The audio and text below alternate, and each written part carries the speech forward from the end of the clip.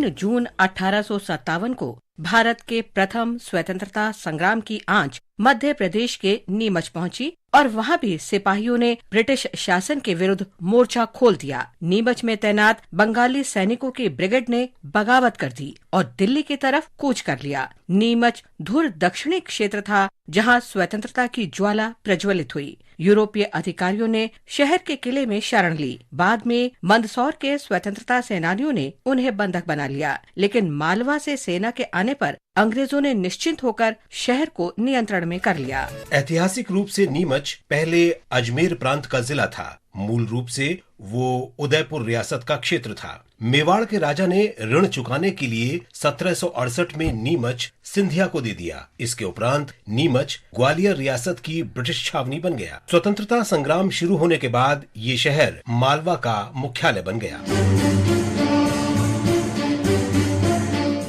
आज हम क्रांतिकारी स्वतंत्रता सेनानी अबनी नाथ मुखर्जी को भी याद कर रहे हैं। उनका जन्म 3 जून 1891 को मध्य प्रदेश के जबलपुर में हुआ था। महाविद्यालय में पढ़ाई के समय ही अबनी भारत में ब्रिटिश उपनिवेशवाद के विरुद्ध चलाए जा रहे क्रांतिकारी स्वतंत्रता आंदोलन से प्रेरित हुए। पढ़ाई पूरी करने के उपरांत अबनी ने भारत छोड़ दिया और विदेश में रह रहे भारतीय क्रांतिकारियों के संगठन में शामिल हो गए। उन्होंने जर्मनी और जापान में धन और हथियार एकत्र करने का कार्य संभाला और उसे भारतीय धरती पर उपनिवेशवाद का विरोध करने वाले क्रांतिकारियों तक पहुंचाना आरंभ कर दिया। 1912 में अबनी मुखर्जी भारत आ गए और उत्तर प्रदेश में क्रांतिकारी संगठन में शामिल होकर देश सेवा का कार्य जारी रखा। जापान से लौटते समय अंग्रेजों ने उन्हें सिंगापुर में गिरफ्तार कर लिया, लेकिन अबनी यूरोप जाने में सफल रहे और सुरेनकार, भूपेंद्र नाथ दत्त और मोहम्मद बरकतुल्लाह जैसे कॉमरेड की सहायता से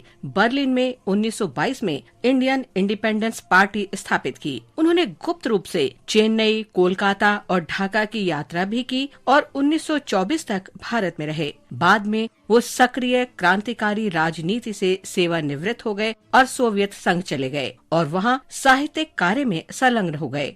28 अक्टूबर 1937 को अबनी का निधन हो गया। इस महान भारतीय को हमारा नमन।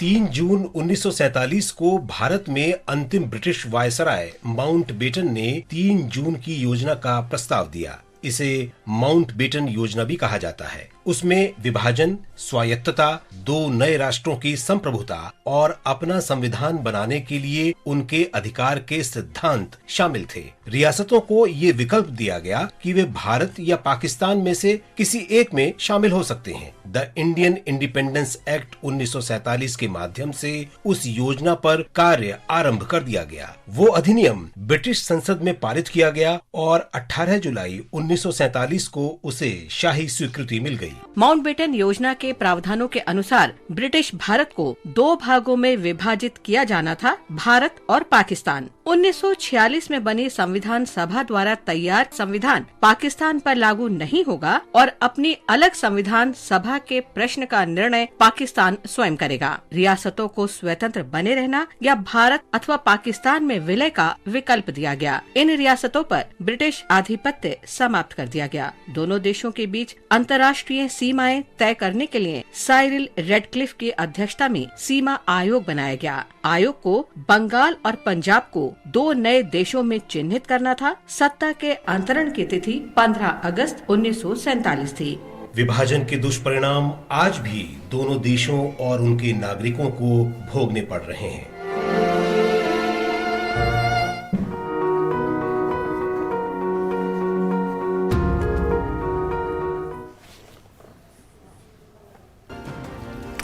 कई बार हमें महसूस